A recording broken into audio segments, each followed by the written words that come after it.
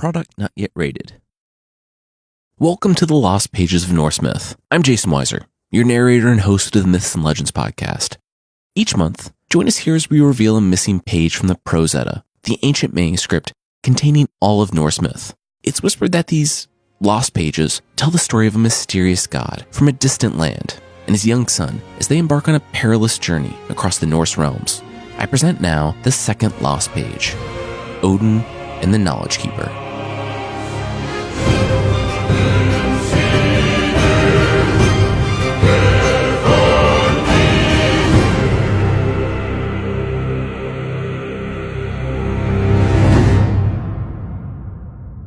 Perhaps this one, she thought as she blew the dust from the cover.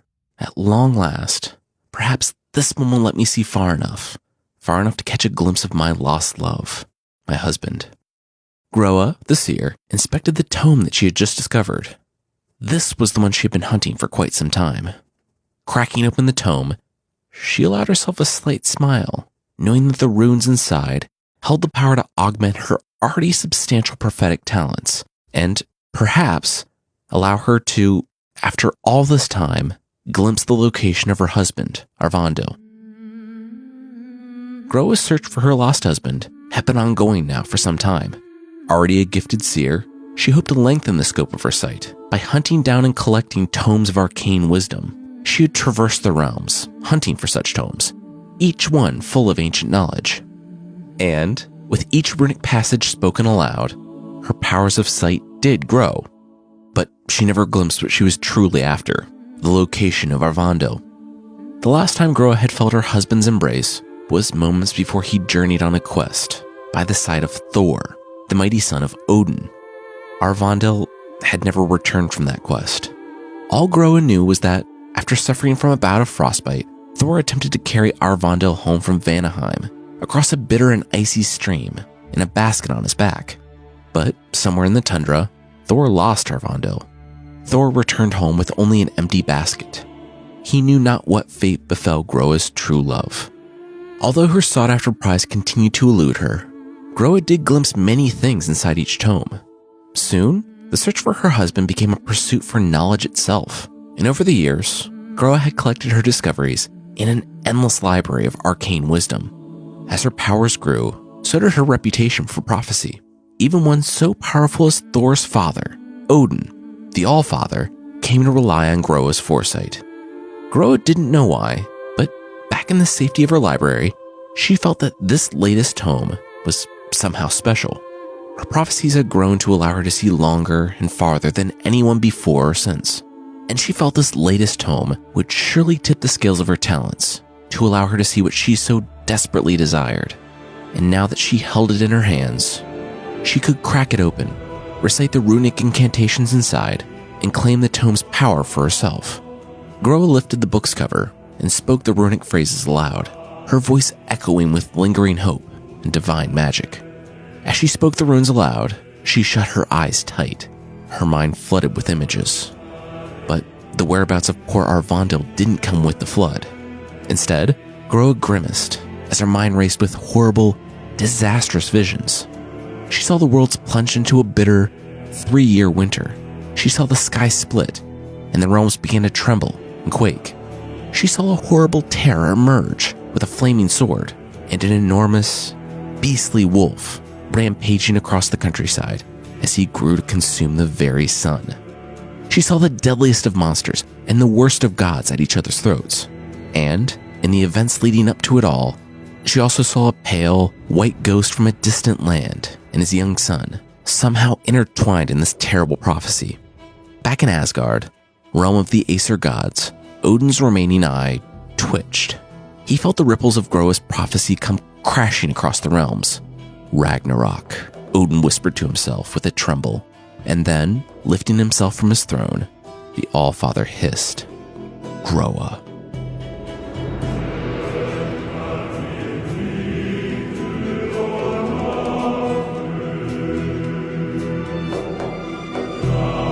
Still reeling from the onslaught of her terrible vision, Groa steadied herself against her library walls. She had seen so much, too much, and still, the fate of her beloved Arvando remained a mystery. How can this it be, she lamented out loud? Were Arvandel's whereabouts so hidden, so secret, that even she who had glimpsed the end of all things was still unable to divine his location? Or did he remain hidden because someone was hiding him? Yes, thought Groa, but what creature would be so ruthless as to cloud her own husband from her sight? Groa didn't have time to wallow in a revelation for long. Moments later, she heard a beckoning call from outside her library's front door. She strained against the heavy door and saw him there. Odin, the Allfather. This was not abnormal. Odin had visited Groa's library many times, seeking her prophetic knowledge. He was most likely here in an attempt to avoid some minor ill fate. Allfather, your presence honors me, Groa started, but now is not the best time. Groa's excuse was cut short, as Odin's hand clasped hard around her throat. The skies darkened with growing gray clouds. He drew her near and demanded, Seer, tell me what you've seen. Odin, Groa stammered. Tell me, said the Allfather, or I shall bash your head in, just like my son Thor did to your beloved Arvando. Now, Groa understood. In all of her travels, in all her collections of arcane wisdom, the reason she was still yet unable to glimpse the fate of her husband was because Odin had used his enchantments to conceal his death at Thor's hands from her sight. She struggled against Odin's mighty grip, defiant not to tell him of her visions of Ragnarok, or of the strange god from another land. But it mattered not. With a smile, Odin tightened his grip and took Groa's knowledge, her runes, her vast library, and her very life for his own.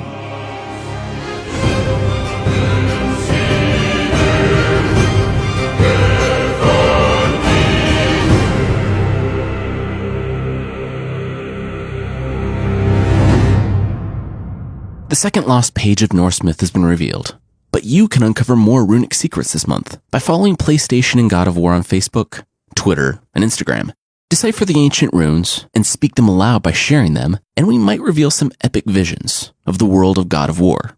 Now, stay tuned for a behind-the-scenes chat with God of War's creative director, Cory Barlog, and Matt Sophos, story lead, on the power of runes and building the runic language for God of War's ancient Norse worlds.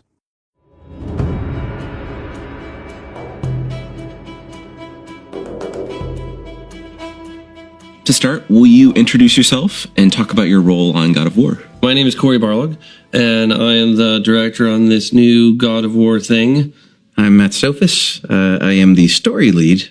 Okay, so first, I want to talk about the runes.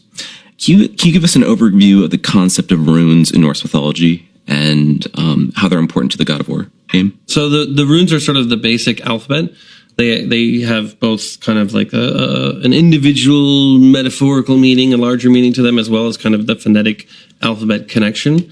And then in our game, we're using them as a way to kind of connect the characters to the magic of the world, but also I think just really connect to the world, to kind of create that sense of a barrier between the player, who is Kratos, and the world, right? That kind of feeling that you've entered a world is very different than anything that you're familiar with. Yeah, we're playing probably a little more fast and loose with the chronology of things.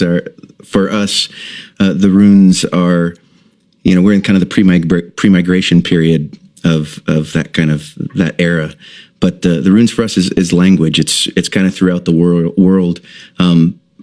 In the real world nowadays, you can find kind of graffiti on rocks and stuff like that, and we make use of that as well, so that you'll see runes in the world. Everything we kind of do in the world is real. It's not just gibberish. We don't just throw runes up for decoration as much as possible. It's language. It's the way that people communicated with each other. So. We're giant word nerds, and we believe that the words have power.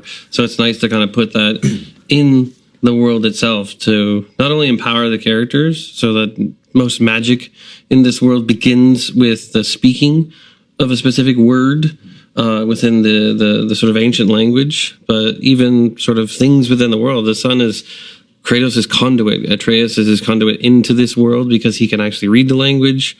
which, totally ripped off from my own life of my kid who is learning Swedish, totally understands more than I do. My relatives during E3 were here, and everyone's speaking Swedish, and he's understanding everything, but also will speak a little bit of English because he knows I'm not following any of the stuff that they're saying. It was deliberately something I think we said we wanted to make part of the mechanics, so that as you go through the game, the son is learning more of the language. And we're even tying that into the Atreus trying to teach his dad a little bit about it, right? The old dog learning a few new tricks, but it kind of has that fun sense of true discovery for a player to feel like a language that they couldn't understand early on is suddenly sort of opening itself up and giving you information. It's the Zelda thing when you go to see the Master Sword and all the question marks around the text message. And then as you progress through, it's like, oh, I'm understanding a little bit of this. And then eventually you understand what that message is telling you. Feels like there's this great sense of discovery, this feeling of unearthing a mystery. And I think that's fantastic. That's so games. We have a couple different kinds of magic that our characters will do in the game. One, like say their magic, there's a very earthy component to it that involves touching the ground and using parts of it's very kind of dirty magic. That sounded terrible. Dirty magic. It's dirty magic. Dirty magic. But that, as well as the other kind of magic, like the magic that you've seen in trailers and things like that we have that the son can do, it all involves a word. It all involves a spoken incantation and stuff as well, and that involves that's language, and our language is Elder Futhark. So, okay, how did you approach creating the runic alphabet for God of War? We totally just stole the Elder Futhark. No, I mean, we wanted to maintain a connection to the sort of cultural history of this mythology, and the Elder Futhark is a very established alphabet, right? And there are 9 realms, and I think there are other sort of proposed or theorized languages associated with those realms, but really the Elder Futhark is kind of that connection to, you can say, A is this rune, TH is this rune, and you can kind of always connect it back and translate things. So that in our game, everything that's on the walls, we actually translate it first to Old Norse, and then take that Old Norse, and then translate that to the Elder Futhark, so that whatever's written on the wall is not just English with old runes, it's actually translated into Old Norse. Yeah, we try not to take the shortcut and go just kind of English to runes, because that leaves out a massive part of our audience to get on the hunt for what does each little thing say in the world. So it makes it harder for everybody, because, except for, I guess, Icelandic people, because that's the closest thing we got. So I guess I'm expecting lots of websites from Iceland where they translate all the stuff in our game. Right, they're leading the but yeah, that's the path, right? Was we figure out what they want to say. We do our damnedest to translate it correctly. A lot of times I'm doing the translation, or one of our implementers was doing the translation. So it's probably going to be a lot like Pidgin English, but Pidgin Icelandic, Pidgin Old Icelandic, because it's not modern Icelandic, it's the old Icelandic. So we're doing our best. And then it goes into runes and on the wall. So it's going to be quite the deciphering challenge, I think. So you mentioned the other realms. How did you develop the languages for those? That was a combination of one of our artists and a few of us talking. We did a trip to Iceland with the art director and several other people. I think Shannon Sudsill even went to that one. And it was a kind of a look at the landscapes and to get a sense of what this world was like, how that sort of region of the world feels. But while they were there, they found this book, and the name unfortunately escapes me at this point, but it has a red cover, so you know that I'm telling the truth. And inside that, someone had sort of, I don't know if they themselves created it or were theorizing that this was connected, but they had created languages, not only for certain races like the dwarves, but they had created languages for Helheim and a few other of the realms. They had not had languages for all the realms, but I looked at it and I said, oh, that's really cool, because it gives us a little bit more freedom to say, we're actually theorizing languages for each of these realms. And then kind of doing sort of the Rosetta Stone connection and saying, this rune connects to this rune, so that while Elder Futhark is your base language, you will translate then every other language into this. And we sort of just leaned into that super heavy, so that we're not doing it for every single realm. We're kind of leaving certain things open to kind of expand out, but there are certain realms that you will learn their entire language and then translate that back, and that might help open parts of the game, reveal a quest line for something. So are all the languages in the U.S. edition of God of War spoken in English? Or early on, I wanted to go full bore, like Mel Gibson's original vision for Passion, in that sense of like everybody speaking the ancient Norse. Nobody speaks to him, and then when they talk to him, Atreus is the only one that can then say, this is what he just said. So the player is truly isolated from everyone, and even the friendly people, nobody speaks a localized language. But it proved to be, I think, too difficult to kind of carry the narrative that we want to carry, because you're really so isolated that it just becomes totally separated. And anytime the kid is not standing right next to you to translate anything, you're like, oh, this is not as fun. So we find a nice mixture between the two in the end result. So I think that's good. And also we want to challenge the voice actors, because it's so fun to hear them try to pronounce some of these things. I mean, we can't pronounce them. We take somebody else like giving us audio recordings of the proper pronunciations, because it is just... Sometimes I'll just go home and point to something to my wife and say, "What? How do I say this?" and have her say it like 6 times, and then I repeat it back, and I'm like, I forget it the next day anyway. So you mentioned Kratos being a stranger in a strange land, like where he knows nothing of the customs, people, surroundings. Why was it important to set him in unfamiliar surroundings? I think because we're going so vastly different with this game, we wanted to kind of put everybody on equal footing. You know, that if you played the game or if you haven't played the game, to be able to step in and feel like, look, we're all equally confused. We're all equally sort of having to discover, so that if you've played, you get a little bit of like, oh, I understand that little inside joke, or I understand a little bit more about the motivations here. But even if you haven't played, you kind of discover as you go. Some of the motivations was that, you know, I didn't want any camera cuts in this game because I wanted everybody to approach each situation having the same amount of information. There is no, and previously, this character was doing this in an unseen location, so that when you meet him, you're like, I saw your backstory shot. I know what this really means. You have to just take every situation on its face value and then read into it. You know, I was watching reaction videos from the trailer for E3 this year, and it was funny the number of people who doubted the intentions of the serpent at the end of the trailer. So it's like you watch that and they're like, you know, ooh, this is the boss, and then he wants to help us. He wants to help us. What? That's what, he doesn't want to help you. I don't trust him. I don't trust him, man. Like, yeah, and it's like one guy, he's like, I don't like snakes, so I don't trust him. But then other people were saying like, I just don't trust him. And it's like, that's interesting, and that is human.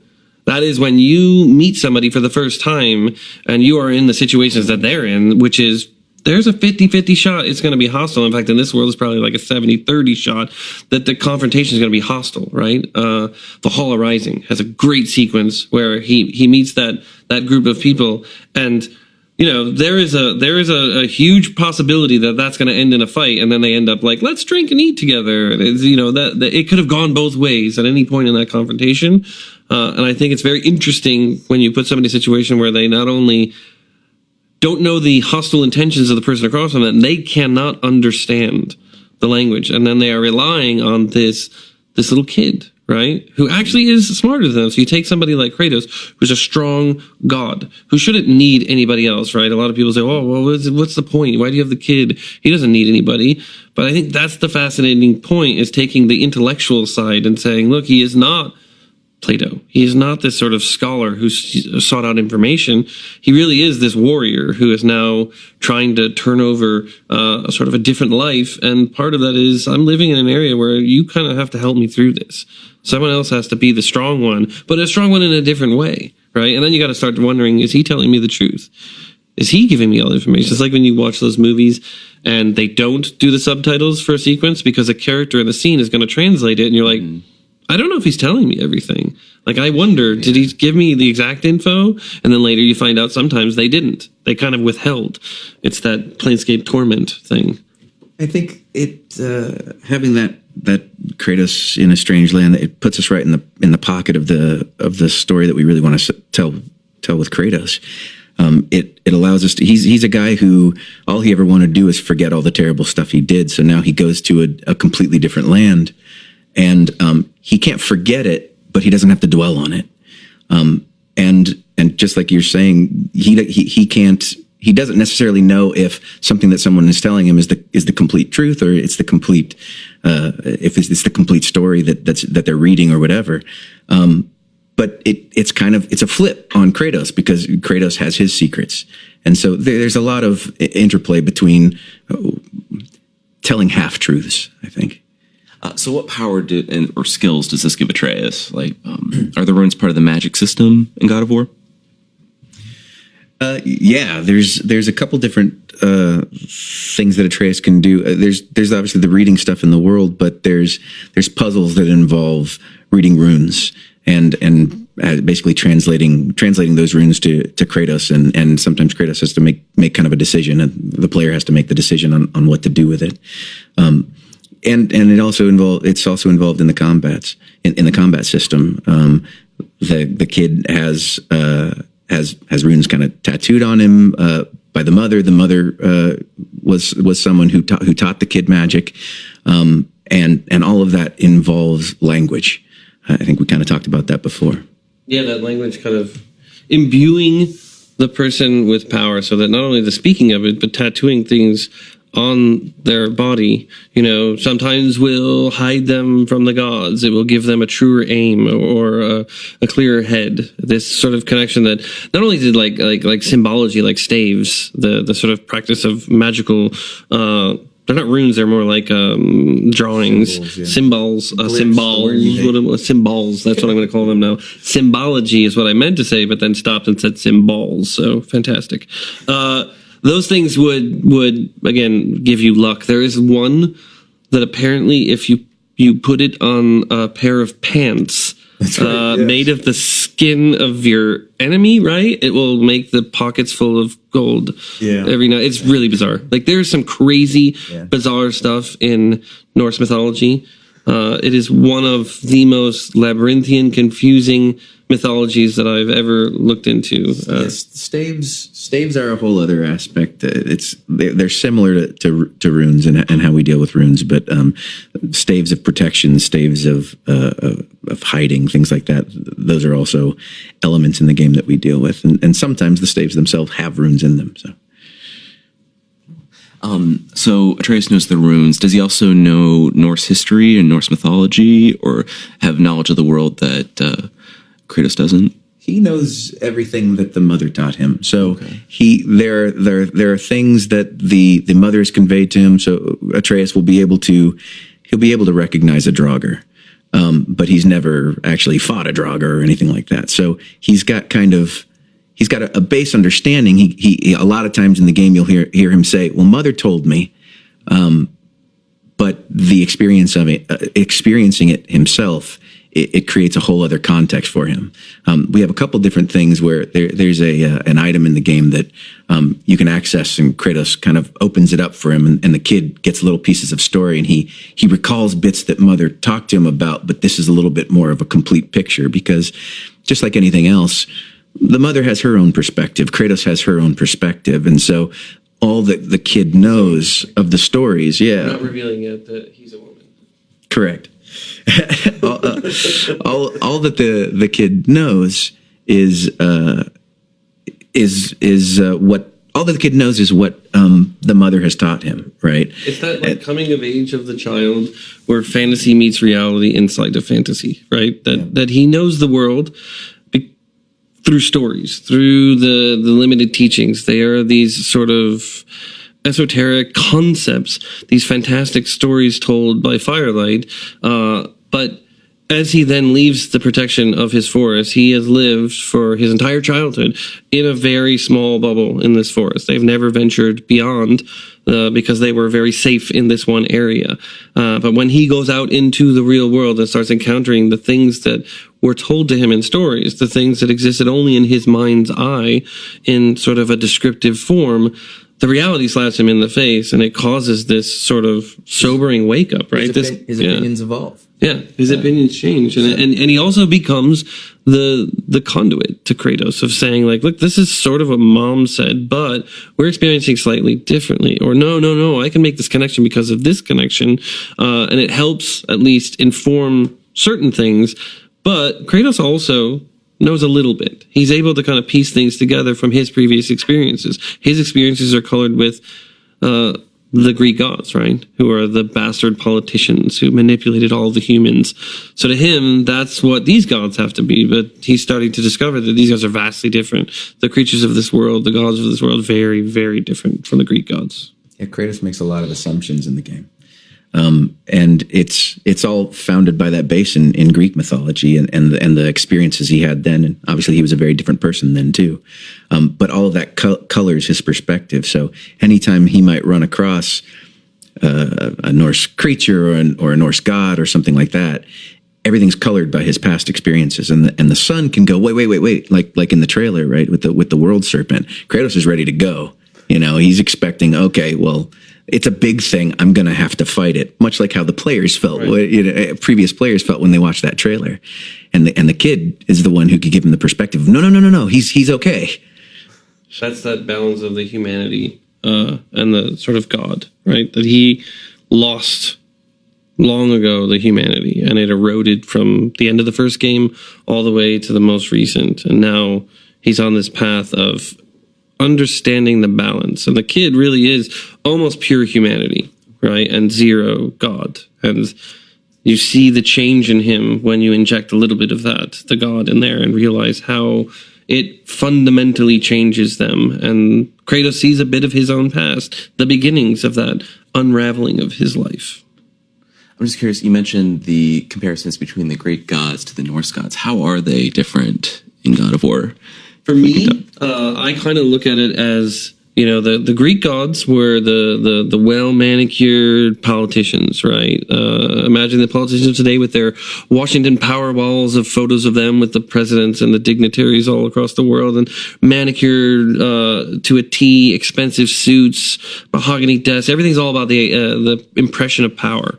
But really what they're doing is manipulating others in order to fulfill a specific agenda that they have. They're not really getting down into the muck, right? They're not there fighting. They're simply there saying, I'm going to send you over to do this. And that's the Greek gods. They were basically using all of humanity and everyone else, even other gods, as pawns in these sort of larger games, right? But they were wearing shiny armor, living in marble palaces that were just the height of ostentatiousness. But the gods in Norse mythology are a bit more down to earth is one way to say of it. Like, as I was reading through a lot of this, I started getting comparisons to like the three races of the Aesir, the Vanir, and the Giants. The Aesir to me were like Hunter S. Thompson's portrayal of the Hells Angels, right? They are the dirtiest sort of knockdown, drag out fight, like get drunk, enjoy every moment of life, and just pride themselves on this, right? Because they were his best in life. Right. There you go. And it literally is like that portrayal of Conan as well, that they are just living every moment to its fullest because they know they're going to die. They know who's going to kill them. Mm-hmm. They know when it's going to happen. So to them, they're just like, live it up, man. Just party all you want. And to them, partying is fighting and drinking and feasting. This is sort of a very hedonistic society. And the Vanir are kind of, the crude way to put it is the naturals or the hippies, right? They are living in harmony with nature. They want to seek that balance. They are the sort of keepers of the magic and sort of that one hand on the natural, one hand on the magical, and feeling like there is a fusion between these two. And they're always sort of at war with the bikers simply because they have different agendas on how they want to solve things. And to me, the Giants are vastly different than the sort of Marvel and other portrayals of this. They are the masons. They are the artists, right? They are the people who are creating these fantastic creations, the ones who look a little deeper at what's going on, the ones who are eventually victimized by a war that seems to never end between the Vanir and the Aesir gods, right? So this sort of layout feels vastly different than one of the gods because they're not really there to manipulate, though Odin always kind of, I think, parallels Zeus. There's a lot of connections to that. Zeus came in many forms, and throughout history, all the people sort of theorizing or analyzing the Eddas kind of have 170 names for Odin. Yeah, he comes in it's ridiculous, dude. It makes it impossible to try to connect anything because you're realizing like everything has 50 meanings to it, and every character could be 20 different characters. So you never know what is real and what is not. But in one way, that's actually the coolest part of it. It's frustrating for me, but liberating at the same time, because everything is very malleable. It is water. This mythology is very much like taking the form of different containers as it moves through the interpretations of scholars. There's such clear texts to reference for Greek mythology, like text from the period of time, whereas what we have for Norse mythology is essentially 600 years after the fact, or actually, I think even longer than that after the fact. Through different cultures. Yeah, filtered through different cultures. I think, the Prose Edda, all that kind of stuff. And through time, right? Through time. Also the sort of trying to eliminate paganism. Right. There was a lot of Christians who were changing the mythology. Prose Edda was written by a Christian. Or like the wedding of Thor, where it's like they put him in a dress. Yeah. That's a good one. Was that the one where he dresses up in a dress to get the hammer back? Yeah. It's just, it is just filled with bizarre moments like that when I don't know, it feels like part of it is a bizarre sense of humor, sort of a very dry sense of humor of like injecting their witticisms within this, but then the others where you're just like Loki turns into a horse to have sex with another horse to distract him in order to then give birth to another horse, which they give to Odin. It's like that. My favorite is the tying the balls to a goat story. Oh, the balls to a goat is very good. That's a classic, right? Like that's the symbology that I was talking about. Nice. Good callback. Cyclical. Okay, so wrapping up, how can players prepare ahead of time? Should we be studying Elder Futhark, and are there Easter eggs hidden in the game? I don't know about early preparation. It's fun to read about these myths, but it's definitely not necessary because everything we do kind of will be explained as you move through the game. I guess bone up on Old Icelandic. Yeah. Learn conversational ancient Icelandic. Will it be possible to translate the runes in the game? Do they have meaning, ones that you see?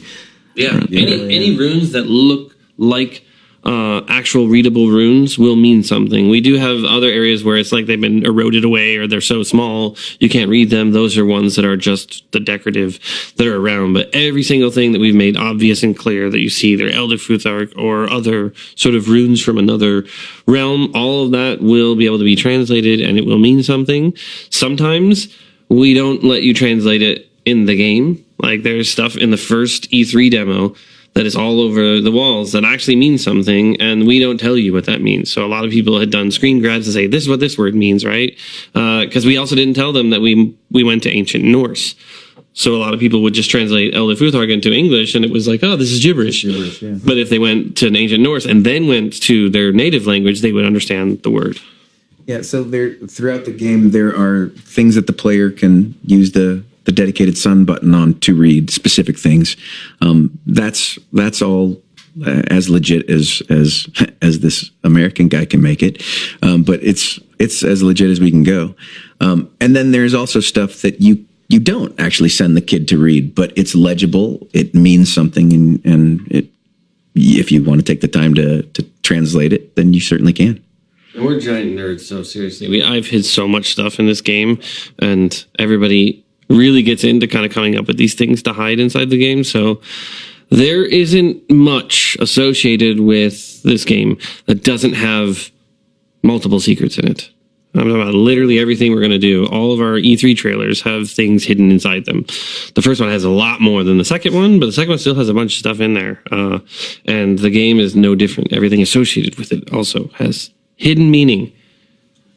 Well, as the last question, the god of war Ouroboros seems derived from the Greek omega symbol from previous games. There are several specific runes in the logo. Can you tell us what their significance is? I absolutely cannot. It actually has meaning. We very deliberately, when we started looking at the logo, were kind of thinking about, my idea was that when we went between the different eras, I'm calling them, the mythologies, we would have the consistency of the God of War font, right? The God of War logo, which get a little bit of a treatment change, but then the symbology at the center, the Omega, was very Greek, right? It was very much the portent of the end of the Greek pantheon. And this symbology in Norse myth was using the world serpent, right? And the choice of each of the runes and their arrangement definitely has a connection to the overall narrative thrust, and I think even exploration thrust of the game. But specifically, we're not getting into what that is. And some of them in the World Serpent logo are, some of the runes are actually flipped if you look at them, and there's reason for that as well. Oh yeah, it basically just spells out Corey is the master of the runes. Again, it's awesome. That's what you think it says. Right. It says Corey something. Right. It's like that tattoo that just says soup, but it's supposed to say power. Yeah. All right, well, Corey and Matt, thank you so much for sitting down. The game looks awesome. I love the depth and the complexity of it all. So looking forward to it. Yeah.